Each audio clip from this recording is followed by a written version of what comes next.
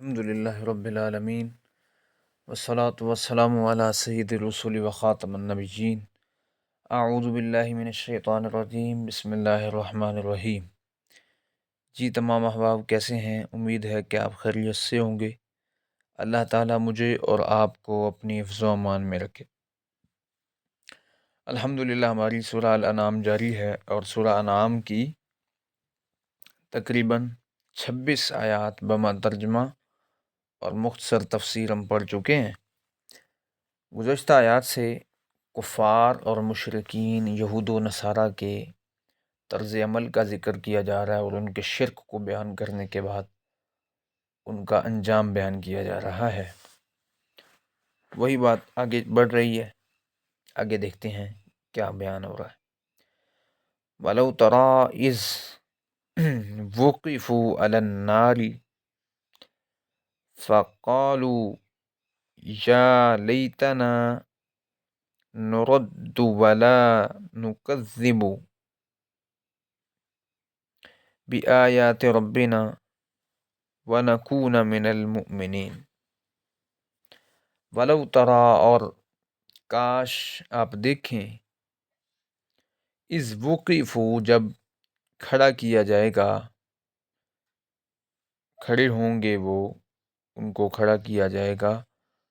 علی النار آگ پر، فقالوا تو وہ کہیں گے،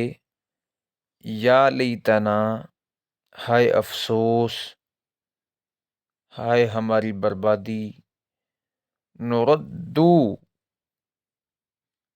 ہمیں بھیج دیا جائے واپس،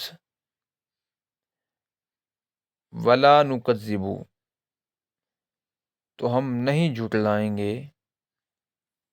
بآیات ربنا اپنے رب کی آیات کو،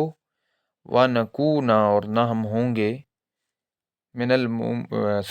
ونکون اور ہم ہوں گے، من المومنین مومنوں میں سے۔ اب یہ ان کا حال بیان کیا جا رہا ہے کہ جو کفار اور مشرکین ہوں گے اور اس طرح منافقین اور جو بھی اہل جہنم ہوں گے، ان کو جب آگ پر کھڑا کیا جائے گا، یعنی جہنم کا عذاب ان کو چکھایا جائے گا، اللہ تعالیٰ ہمیں محفوظ رکھے، تو وہ پھر ایک بات کہیں گے، ایک خواہش کا اظہار کریں گے کہ کاش ہمیں کسی نہ کسی طرح دوبارہ دنیا کے اندر بھیج دیا جائے اور ہمیں لوٹا دیا جائے اس جہنم سے نکال کر،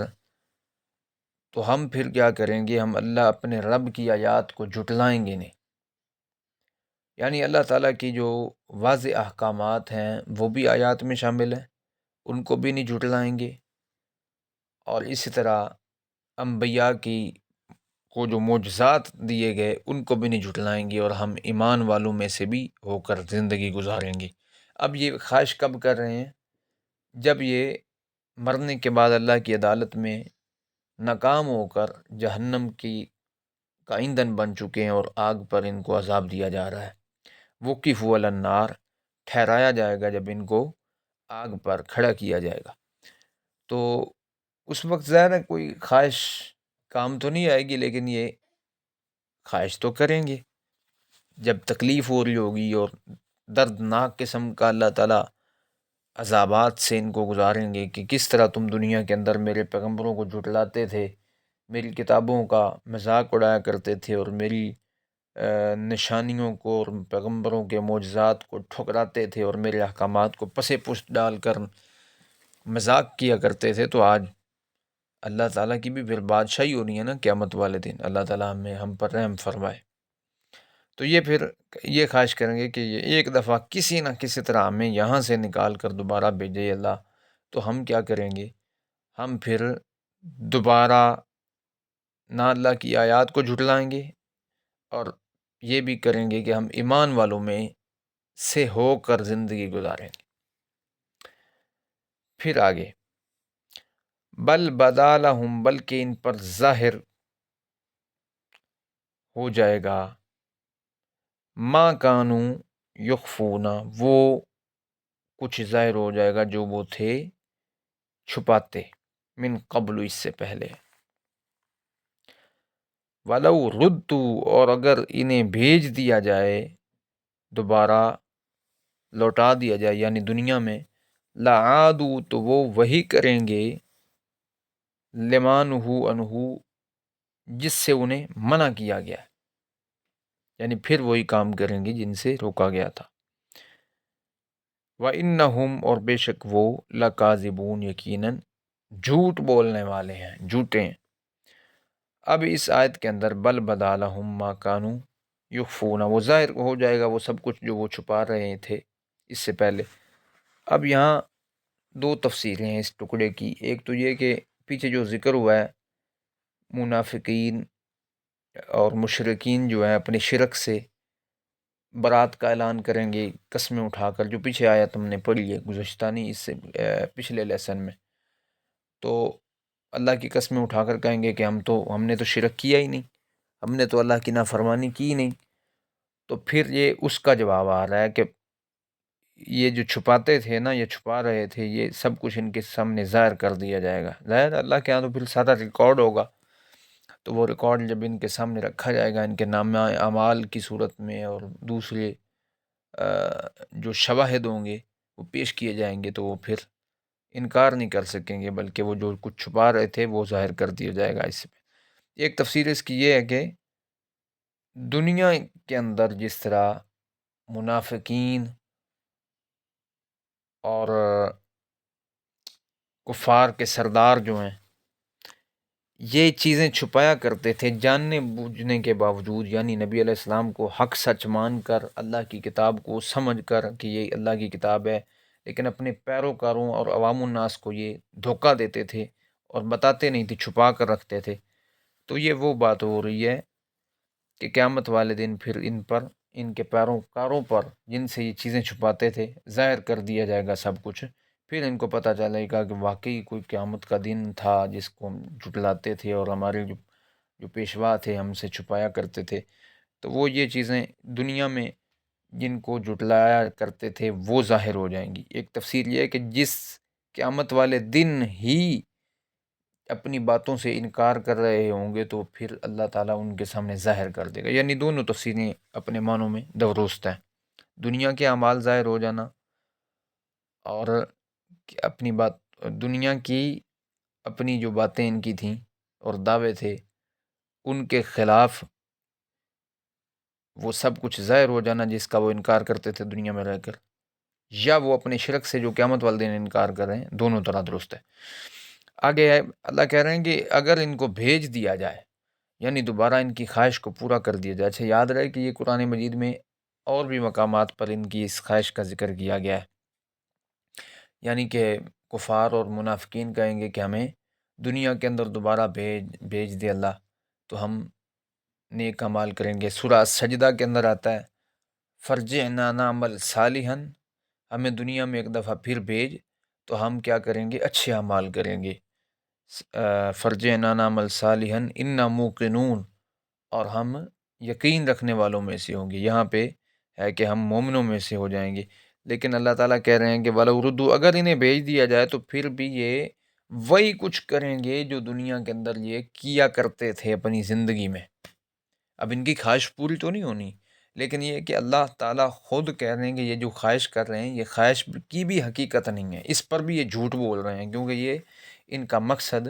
ایمان لانا یا دوبارہ دنیا میں جا کر مومن کی طرح زندگی گزارنا یا رب کو راضی کرنا نہیں ہے، بلکہ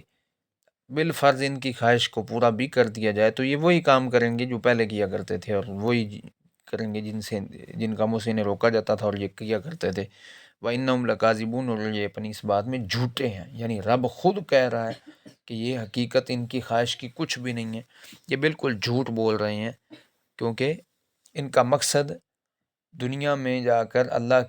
کو راضی کرنا نہیں ہے، یہ خواہش اس لیے کر رہے ہیں کہ کسی نہ کسی طرح جہنم کے اس موجودہ عذاب سے ان کی جان چھوٹ جائے،